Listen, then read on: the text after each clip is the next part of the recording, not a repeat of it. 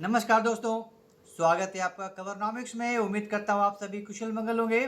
अगर आप इस चैनल पर पहली बार आ रहे हैं तो सब्सक्राइब करिए और वीडियो पसंद आए तो लाइक का बटन भी ज़रूर दबाइएगा।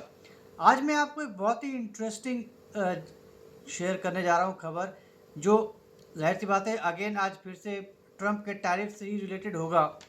और ये टैरिफ जो है ये ब्राज़ील के ऊपर जब ठोका था ट्रंप ने, उसका क्या बुरा असर पड़ा अमेरिका के ऊपर, मैं इसके बारे में आज बात करूंगा। आप ध्यान से देखिएगा, स्किप मत करिएगा, क्योंकि मैं बहुत सारी फैक्ट्स एंड फिगर्स आपके साथ शेयर करूंगा जो बहुत ही इंटरेस्टिंग है। और मे भी शायद आपने इस तरह का एनालिसिस अभी नहीं देखा होगा, सुना होगा, तो बहुत ही ज़्यादा आपको मज़ा आएगा। और कैसे एक एक डिसीजन से, एक स्टेप से कितनी एक जगह कितनी बर्बादी होती है और दूसरी जगह कितनी आबादी होती है, कितना ऐश होता है। बिल्कुल, मतलब एक का ज़्यादा फन्ने खान बनने की कोशिश में एक स्टेप लिया, खुद ही बर्बाद हो गए, और इसका फ़ायदा दूसरे ने उठाया और आज की डेट में ऐश कर रहा है। तो ये एक बहुत ही इंटरेस्टिंग ये एक केस है।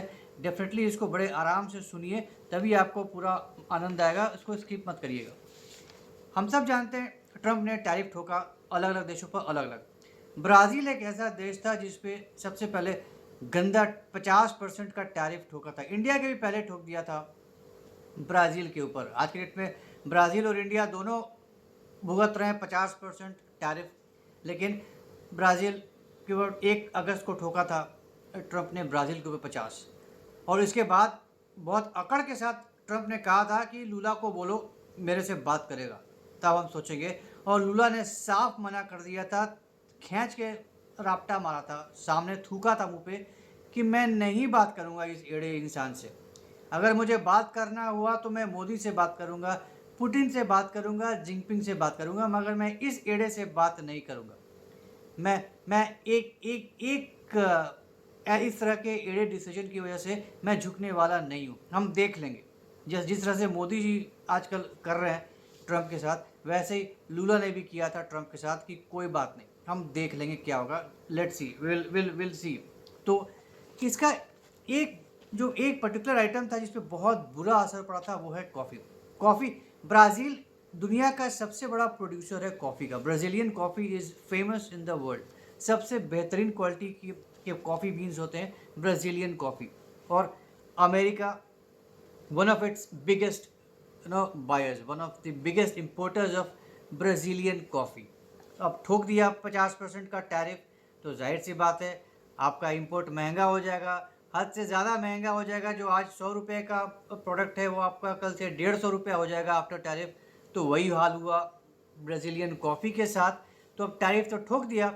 अब टैरिफ ठोकने के बाद असर ये हुआ कि ब्राज़ील से, साओ paulo से 47 कंटेनर्स, ध्यान दीजिए, 47 कंटेनर्स कॉफ़ी बीन्स जो अमेरिका की तरफ जा रहे थे, अमेरिका में पोर्ट्स पे पहुंचे, पोर्ट्स ने उनको मना कर दिया, एंटर नहीं करने दिया, उसको उतरने नहीं दिया, और वो वापस कर दिया कि भाई अब तो नहीं, इतना इतना महंगा तो हम नहीं लेंगे, नाउ इट्स टू एक्सपेंसिव। 50% के बाद तो अब तो 1.5 गुना महंगा हो गया, अब नहीं लेंगे, अब तुम वापस जाओ। तो वापस कर दिया, right. I mean that was enough. जो ये 47 कंटेनर्स थे, वो इसमें इतना कॉफ़ी था कि अमेरिकन जो कॉफ़ी, अमेरिका में कॉफ़ी का बहुत तगड़ा कल्चर है। सुबह में तो उनको कॉफ़ी पीना ही पीना है। तो अमेरिकी जनता बिना कॉफ़ी के दिन की शुरुआत नहीं करती। तो जितना कॉफ़ी आ रहा था वो अमेरिकन सप्लाई का 3 महीने का सप्लाई था। वो जितना लौटा दिया अमेरिका ने, जो शिपमेंट आया था ब्राज़ील से लौटा दिया, वो 3 महीने का सप्लाई था अमेरिकन। अब वो तो लौट गया, correct. Now that was 8 million bags of coffee beans जो वापस किया। That was 8 million coffee beans, 8 million bags of coffee beans. कोई मजाक नहीं है, कोई छोटा नहीं है, राइट। अब सुबह सुबह उठ के कॉफ़ी चला गया, अब कॉफ़ी आया नहीं। अमेरिकन कॉफ़ी शॉप्स पे जहाँ जहाँ भी लोग कॉफ़ी पीते थे, सब जगह हाहाकार मच गया। लोगों को जब खबर मिली, न्यूयॉर्क से लेकर लॉस एंजलिस तक सब तरफ हाहाकार मच गया अमेरिका में कि अरे ये क्या हो गया, कॉफ़ी नहीं आ रहा, ब्राज़ीलियन कॉफ़ी नहीं आ रहा है, बिल्कुल ही लौट गया, सारा का सारा शिपमेंट लौट गया। तो आलम ये हुआ इस टैरिफ का कि 48 घंटे के अंदर, मात्र 48 घंटे के अंदर जो ब्राज़ीलियन एक्सपोर्ट था कॉफ़ी बीन का यूएस को, वो 68% से गिर गया। Now just imagine, with in 48 hours Brazilian exports of Brazilian coffee to America plunged by 68%, staggering 68%. Now that's huge, huge, right? Huge, right? तो अब जो कॉफ़ी एक रेट पे मिलता था वो अब कहीं ज़्यादा महंगा पड़ गया। तो एक एस्टीमेट के हिसाब से एक अमेरिकन हाउस होल्ड को, अगर अगर एक पर्टिकुलर अमेरिकन अगर जो रोज़ कॉफ़ी पीता है, उसको एक साल के अंदर तकरीबन 120 से 125 डॉलर एक्स्ट्रा खर्च करना पड़ेगा because of this coffee shortage. क्योंकि अब कॉफ़ी आ नहीं रहा है तो जाहिर सी बात है, शॉर्टेज है तो दाम बढ़ेगा। दाम सबके कॉफ़ी के बढ़ गए। ब्राज़ील में इसका पूरा इंतज़ाम किया गया। ब्राज़ील के मिनिस्टर ने $5 बिलियन का एक पैकेज दिया अपने फार्मर्स को, एक राहत पैकेज दिया अपने कॉफ़ी एक्सपोर्टर्स को, राइट, ताकि कुशन मिल सके। ये जो लॉस हुआ उनको, एक्सपोर्ट लॉस, तो उसको कुशन करने के लिए $5 बिलियन का एक सपोर्ट दिया, तो उनको थोड़ी सी राहत मिल गई। तो कॉफ़ी ग्रोअर्स को वैसा शॉक नहीं लगा, राइट। अब एक वीक के अंदर, अब ये तो हो गया, यूएस ने लौटा दिया ब्राज़ील को उसका शिपमेंट, तो क्या करे, अब वापस तो लेके जाएगा नहीं। तो ब्राज़ील ने बिल्कुल ही ओवरनाइट, बिल्कुल ही ताबड़तोड़ तैयारी शुरू करी उसका ऑल्टरनेटिव ढूंढने के लिए। अपनी अलग अलग टीमें बनाई, 14 टीमें बनाई, एशिया में गई, यूरोप गई, मिडिल ईस्ट में गई, सब तरफ पूरा टीम बनाकर फैला दिया ब्राज़ील ने नए कस्टमर्स को ढूंढने के लिए। और इसका अंजाम ये हुआ कि ब्राज़ील ने सिर्फ एक वीक के अंदर, राइट, 8 बिलियन, 8 बिलियन डॉलर्स के प्रिलिमिनरी ऑर्डर्स को सिक्योर कर लिया विद इन 1 वीक। एक वीक के अंदर इतना बड़ा ऑर्डर्स का सिक्योरिटी ले लिया, $8 billion worth of orders secure कर लिया ब्राज़ील ने, राइट। तो अब जो पहले अमेरिका जा रहे थे शिपमेंट्स, जो लौटा दिए, जो शिपमेंट्स अब अमेरिका जा रही थी, अब वो शिपमेंट्स अब जाने लगी सियोल को, जाने लगी दुबई को, जाने लगी बर्लिन को, जाने लगी, क्योंकि ब्राज़ील को नए क्लाइंट्स मिल गए, नई कंट्रीज़ मिल गई, नई मार्केट्स मिल गई अपनी कॉफ़ी बीन्स के लिए। तो अब अमेरिका की जगह अब ये जगह पे रूट कर दिया गया उन कंसाइनमेंट्स को, अब इन नए नए जगहों पर जाने लगी, राइट। और दुनिया देखती है, दुनिया तो वॉच करती है इन ऐसे डेवलपमेंट्स को, ये क्या हो रहा है। तो आई मीन जो इंटरनेशनल इन्वेस्टर्स थे वो इस चीज़ को देखकर उन्होंने कहा था, right, it's a case study in trade resilience. उन्होंने इस ब्राज़ील का लोहा मान लिया कि इसको बोलते हैं केस स्टडी, है ना। ट्रेड रेजिलियंस में it's a case study to study. बहुत ही शानदार जो काम किया ब्राज़ील ने, एकदम बिल्कुल मना किया, ठीक है, लूला ने, ब्राज़ील ने बोल दिया कि मैं सिर्फ एक कस्टमर की वजह से नतमस्तक नहीं होने वाला हूँ, मैं झुकने वाला नहीं हूँ।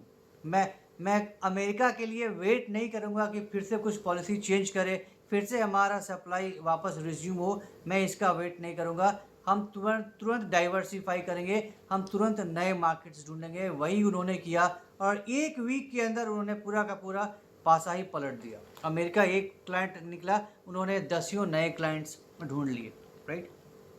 और 2024 और इसका जो सबसे बड़ा फ़ायदा उठाया, इसका जो सबसे बड़ा बेनिफिशियरी निकला इस पूरे घटना का, अमेरिका का टैरिफ, एक्सपोर्ट में कमी ब्राज़ील का यूएस को, वो था Canada.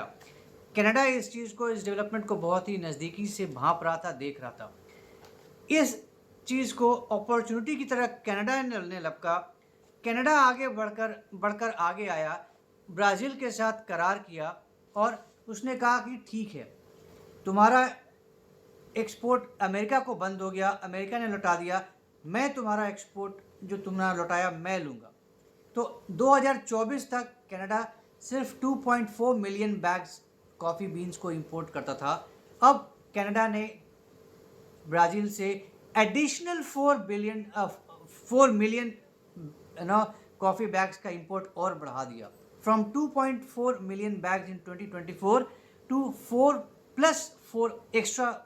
4 million extra million bags in 2020-25।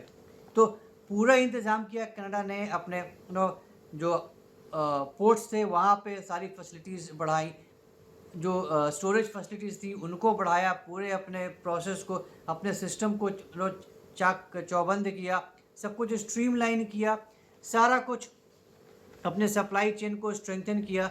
And Canada ensured कि ब्राज़ील से पूरा का पूरा 4 मिलियन बैग्स कॉफ़ी बीन्स के कनाडा में आ जाएं। स्टोरेज फैसिलिटीज़ दिया, वेयर हाउसेस बनाए।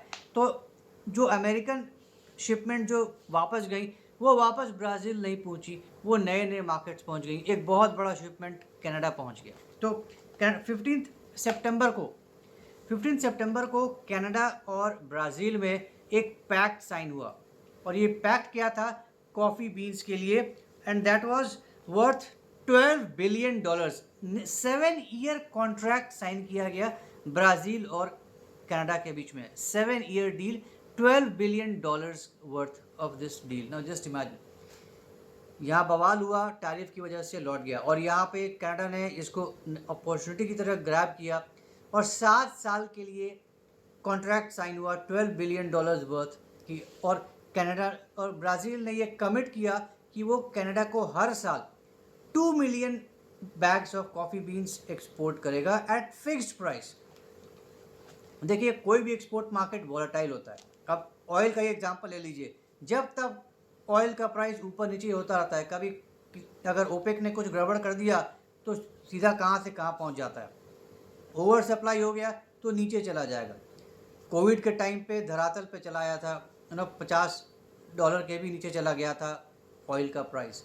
जब ओपेक कड़ाई करता है, प्रोडक्शन घटाता है, तो $100, 80, 90, $100 पर बैरल पहुंच जाता है। It's very very volatile. तो इंटरनेशनल मार्केट ऐसा ही होता है, वॉलेटाइल होता है।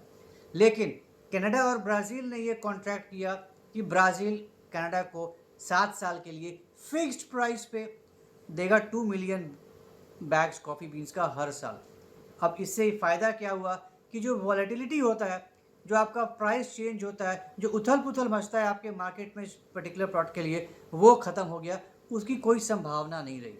तो अब कनाडा में बिल्कुल ही मतलब एक तरफ जहाँ पे हाहाकार मच गया अमेरिका में कि अब कॉफ़ी नहीं मिल रहा है, जो मिल रहा है बहुत ज़्यादा महंगा हो गया है। अब पागल हो रहे थे अमेरिकन की अब क्या करें, कॉफ़ी की आदत तो ख़त्म होगी नहीं, इतना महंगा कॉफ़ी हम कैसे करें। फ्लेवर्स घट गए, ब्राज़ीलियन कॉफ़ी चली गई। इथियोपिया से मंगाने की कोशिश किया अमेरिका ने, और भी दूसरे जगह से मंगाने का कोशिश किया अमेरिका ने। इस अब इतने बड़े पैमाने पर इंपोर्ट होता था ब्राज़ीलियन बीन्स, नहीं आ रहा है तो उसके जगह कहीं से ना कहीं तो आना है। तो इथियोपिया में भी बहुत बड़े पैमाने पर होता है कॉफ़ी का प्रोडक्शन, इथियोपिया से मंगाया। लेकिन इथियोपियन कॉफ़ी में वो क्वालिटी नहीं होती है जो ब्राज़ीलियन कॉफ़ी में होती है। धीरे धीरे करके कंज्यूमर्स जो थे, जो कॉफ़ी शॉप्स थे, जो छोटे छोटे कॉफ़ी शॉप्स थे हर नेबरहुड में, वहाँ पे लोगों का जाना कम हो गया। कॉफ़ी शॉप्स पे भीड़ छटने लगी, उनको पसंद नहीं आया बाहर के कॉफ़ी। उनको जो ब्राज़ीलियन कॉफ़ी पीने की आदत थी, उनको जो लत लगी थी ब्राज़ीलियन कॉफ़ी की, वो उनको नहीं मिला। वो इस शिपमेंट इस इथियोपियन कॉफ़ी में और दूसरे कॉफ़ी से नहीं मिला। वो कॉफ़ी शॉप्स की वाट लग गई। जो कस्टमर्स जाते थे उन शॉप्स पे, वो जाना बंद कर दिए, कम कर दिए। और एक नेशनल सर्वे आया जिसमें 73% जो थे कॉफ़ी शॉप्स, जो छोटे मोटे जो नेबरहुड के जो कॉफ़ी शॉप्स थे, उनका 73% जो थे कॉफ़ी शॉप्स, उनका रेवेन्यू घट गया था, रेवेन्यू गिर गया था। राइट। सो जस्ट इमेजिन, इतना ज़बरदस्त इफेक्ट हुआ इस चीज़ का, इस हाहाकार के लिए। तो इसका फ़ायदा कनाडा ने उठाया, और कनाडा ने सिर्फ यही कॉन्ट्रैक्ट ही नहीं किया, कनाडा ने ब्राज़ीलियन फार्मर्स को जो कॉफ़ी उगाते थे, उनको $4 बिलियन का एक क्रेडिट लाइन भी दिया कि हम तुम्हें फाइनेंशियल सपोर्ट भी देंगे, क्रेडिट लाइन देंगे। उनको टेक्निकल सपोर्ट भी दिया, उनको नॉलेज शेयरिंग का भी फ़ायदा दिया। लैब्स बनने लगे अमेरिका में और ब्राज़ील में, लैब्स बने जहाँ पे रिसर्च करने के लिए फैसिलिटी प्रोवाइड किया गया कि कैसे प्रोडक्टिविटी बढ़ाई जाए, कैसे गुणवत्ता बढ़ाई जाए, और कैसे बेटर किया जाए क्वालिटी को, ताकि और ज़्यादा बेहतर आए। तो एक तरफ जहाँ अमेरिका में हाहाकार मच गया, वहीं कनाडा में एक नया कॉफ़ी कल्चर शुरू हो गया। कैनेडियन कॉफ़ी शॉप्स में नए फ्लेवर्स आने लगे, ब्राज़ीलियन कॉफ़ी फ्लेवर्स आने लगे, बिल्कुल ही छा गया ब्राज़ीलियन कॉफ़ी कनाडा में। बिल्कुल ही अमेरिका का मार्केट जहाँ ध्वस्त हो गया, कैनेडियन मार्केट बिल्कुल ही ज़ुप हो गया। कैनेडियन कॉफ़ी शॉप्स बिल्कुल बूम होने लगे, बिल्कुल ही नया कल्चर शुरू हो गया, भीड़ बढ़ती चली गई, शानदार बिजनेस होने लगा, प्रॉफिट्स स्काई रॉकेट हो गए कॉफ़ी शॉप्स के। बड़े बड़े मल्टीनेशनल्स के जो शॉप्स थे, चेन्स थे, वो धुआंधार बिजनेस करने लगे। अब आलम ये हो गया कि जो बॉर्डरिंग, जो अमेरिका और कनाडा के जो बॉर्डरिंग जो जगह थी, जो स्टेट्स थे अमेरिका के, वहाँ से लोग जाने लगे कनाडा कॉफ़ी पीने के लिए कि वहाँ पे सस्ता मिलता है, वहीं चलते हैं। तो वहाँ अमेरिका कनाडा में तो कोई टेंशन नहीं है बॉर्डर का, आराम से आते जाते हैं लोग। तो आप वो बॉर्डर क्रॉस करके अमेरिका से अमेरिकन जाते हैं कनाडा में कॉफ़ी पीने के लिए कि वहाँ चलो, वहाँ तो ब्राज़ीलियन कॉफ़ी मिल रहा है और यहाँ से कहीं ज़्यादा सस्ता मिल रहा है, तो हम वहीं पी लेते हैं। हंसते हैं कनाडा के लोग कि बताओ ये क्या कर रहा है, अमेरिका से आ रहा है यहाँ पीने के लिए कॉफ़ी। कोई बात नहीं, राइट। और अब आलम ये हो गया है कि कनाडा अब ब्राज़ील का सेकेंड लार्जेस्ट क्लाइंट बन गया है, एक्सपोर्ट का सेकेंड लार्जेस्ट इंपोर्टर बन गया है ब्राज़ीलियन कॉफ़ी का, आफ्टर यूएस। जर्मनी और इटली को भी सरपास कर गया है कनाडा इंपोर्ट करने में कॉफ़ी बीन्स ब्राज़ील से। तो यही होता है, राइट। और सिर्फ 3 महीने के अंदर ये जो टैरिफ लगाया ट्रंप ने ब्राज़ील के ऊपर, सिर्फ 3 महीने में जो कनाडा का जो इंपोर्ट था ब्राज़ील से कॉफ़ी बीन्स का, वो 137% बढ़ गया 3 महीने के अंदर।